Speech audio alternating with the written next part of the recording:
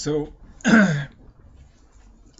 in the last lecture, it was really not a lecture. I just kind of went over showing that video talking about modern Iraq and reminding us that a modern Iraq is, the ancient Iraq is where civilization starts.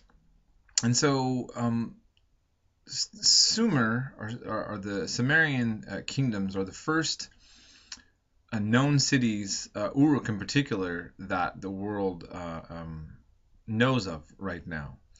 So civilization, as we know it, with the urban center and farming, on the periphery, this starts here. And Uruk's got, the estimation about 50,000 people. That's about the size of Santa Cruz, California, where I lived. So that gives you kind of a little perspective. And it had these redistributive economies as well. I mean, this is the other thing, right? Once you start having a city, you're going to have some sort of way of commerce and so forth, and issues of wealth. And from the get-go, it seems that class, status, and so forth made a difference. There's an interesting parable that comes out of the Arab world. And there's a story of a lion, a fox, and a wolf. And I think this story kind of maybe gives you some insight on probably how the local population would have dealt with in a redistributive economy.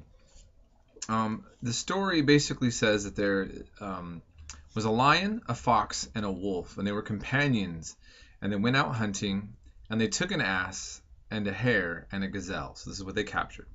And the lion said to the wolf, "Divide among us." And he said, "The matter is clear. The ass to the lion, the hare to the fox, and the gazelle to me." And the lion struck him and made his head fly. Then he came to the fox, and he said, "How ignorant of booty your companion is! Come, tell your opinion." So the fox then said, "Oh, the thing's clear. The ass is for your breakfast, and the gazelle for lunch, and eat the hare between in between times."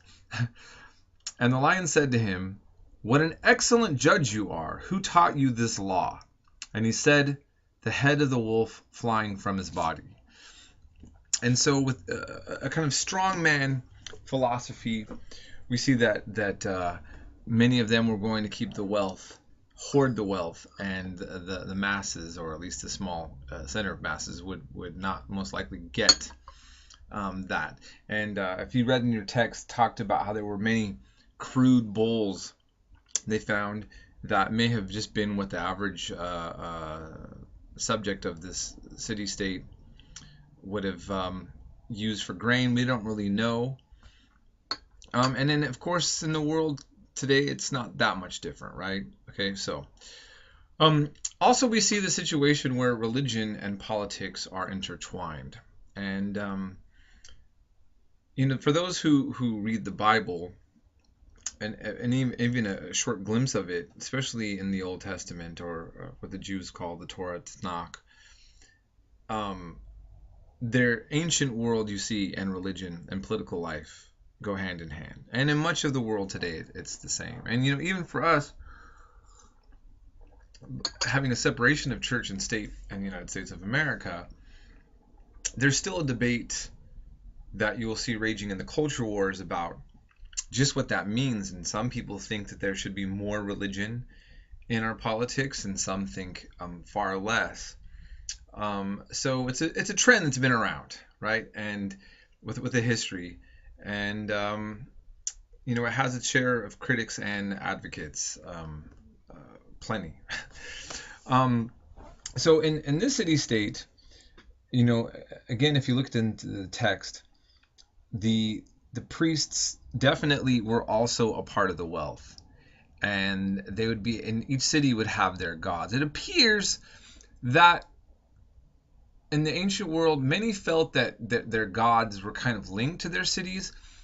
The implication is that you don't have an all-knowing God you don't have a omniscient or an omnipresent God.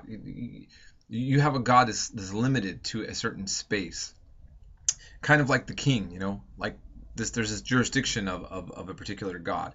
That's what it really appears to be, the conceptualization of religion and the gods at this time.